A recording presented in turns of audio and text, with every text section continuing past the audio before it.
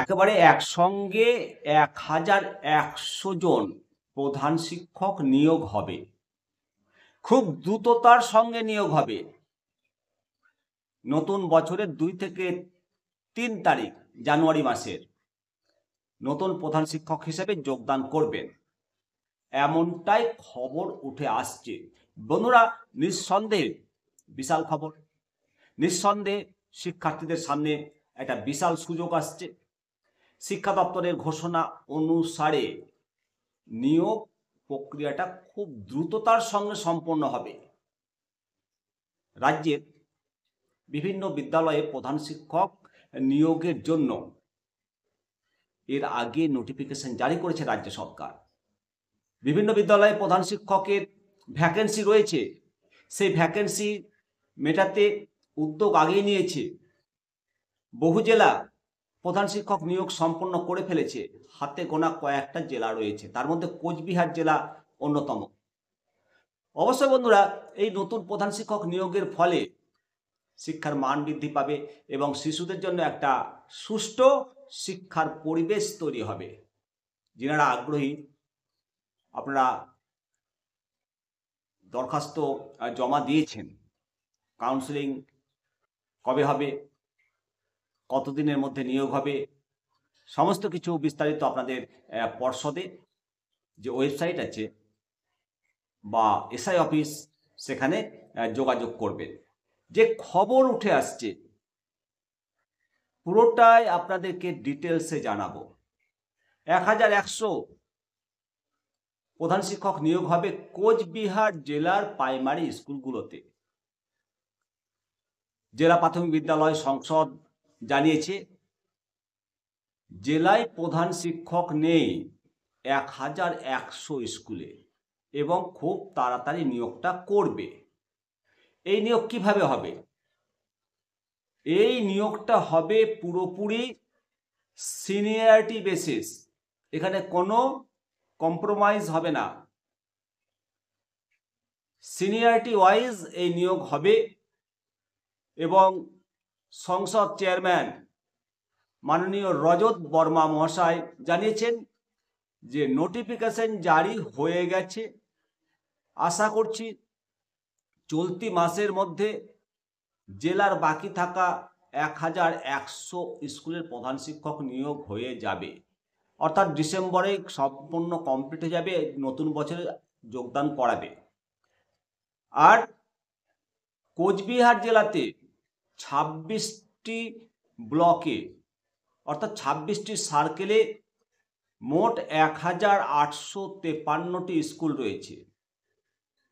বেশিরভাগ স্কুলেই প্রধান শিক্ষক ছিল না, এতে নানা রকম সমস্যা দেখা দিত।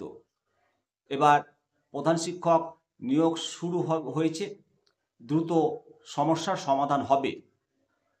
কোচবিহার জেলা প্রাথমিক বিদ্যালয় সংসদ সূত্রে জানা গেছে জেলায় কোন কোন প্রাথমিক স্কুলগুলোতে প্রধান শিক্ষক নেই, শিক্ষা দপ্তরের নির্দেশে তার তালিকা তৈরি হয়েছে। শিক্ষা দপ্তরের অনুমোদন পেলে খুব তাড়াতাড়ি স্কুলগুলোতে প্রধান শিক্ষক নিয়োগ হবে। আপনারা অনেকেই জানতে চেয়েছিলেন যে এই প্রধান শিক্ষক নিয়োগটা কখন হবে, কিভাবে হবে।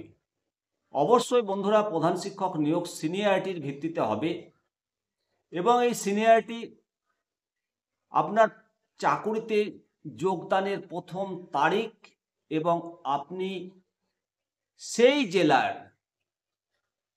প্রথম যোগদানের তারিখ সিনিয়রিটি হিসেবে বিবেচিত হবে। অন্য জেলা থেকে যদি আপনার জেলাতে কোনো শিক্ষক যায় তাহলে পূর্বের জেলার সিনিয়রিটি তিনি পাবেন না। আর এই নিয়োগটা হবে চক্রভিত্তিক সিনিয়রিটি। প্রত্যেকেই নিজের সার্কেলের মধ্যে আপনারা যোগদান করতে পারবেন। প্রধান শিক্ষক নিয়োগের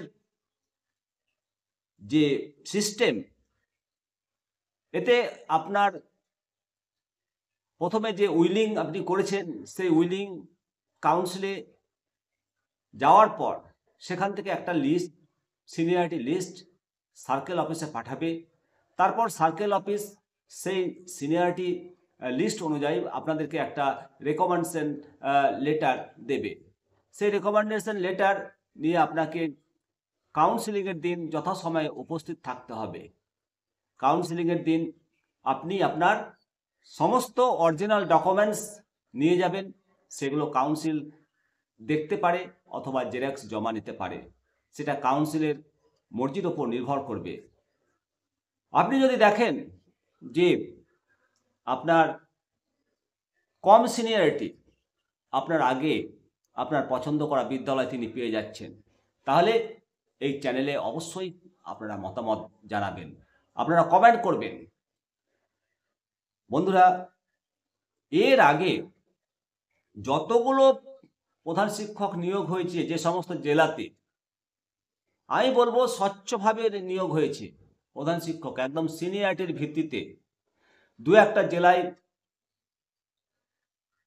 একটু মানে মান অভিমান বা অভিযোগ যাই বলেন না কেন সেটা ছিল, সেই নিয়ে উচ্চ আদালতে কেসও হয়েছিল, সেগুলো টিকেনি।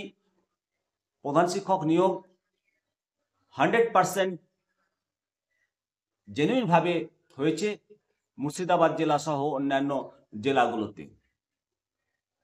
প্রধান শিক্ষক নিয়োগে সব স্কুলগুলোতে ভ্যাকেন্সি পূরণ করার চেষ্টা করছে পর্ষদ, কিন্তু এখনো পর্যন্ত প্রধান শিক্ষক নিয়োগ হয়ে যাওয়ার পরেও বিভিন্ন জেলাতে কিছু ফাঁকা থেকে গেছে, এবং এই ভ্যাকেন্সিটা 2024 সালের 31শে ডিসেম্বর পর্যন্ত। যাই হোক, কোচবিহার জেলায় প্রধান শিক্ষক নিয়োগের জন্য যে তৎপরতা গ্রহণ করেছেন চেয়ারম্যান সাহেব, এটা প্রশংসনীয়। একই সঙ্গে উত্তর দিনাজপুর জেলাতে এখনও কমপ্লিট হয়নি প্রসেসটা, পশ্চিম মেদিনীপুরে এখনও কমপ্লিট হয়নি। এরকম কয়েকটা জেলা বাকি রয়েছে প্রধান শিক্ষক নিয়োগ সম্পূর্ণ করতে। তবে আপনাদেরকে জানিয়ে রাখি, প্রধান শিক্ষক পদে যোগদান করার পর আপনার বেনিফিট মাত্র 400 টাকা। সুতরাং প্রধান শিক্ষক হওয়ার আগে এই ব্যাপারটা মাথায় রাখবেন, কোনো ইনক্রিমেন্ট পাবেন না।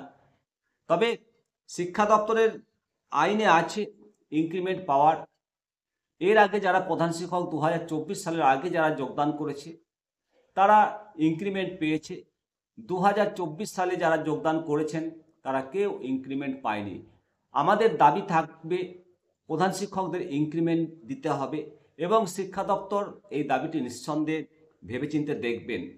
এর আগে সূত্র মারফত জানতে পেরেছিলাম যে সব জেলাগুলোতে প্রধান শিক্ষক নিয়োগটা কমপ্লিট হয়ে যাওয়ার পর শিক্ষা দপ্তর প্রধান শিক্ষকদের ইনক্রিমেন্ট দেওয়ার ব্যাপারটা ভেবে দেখবেন।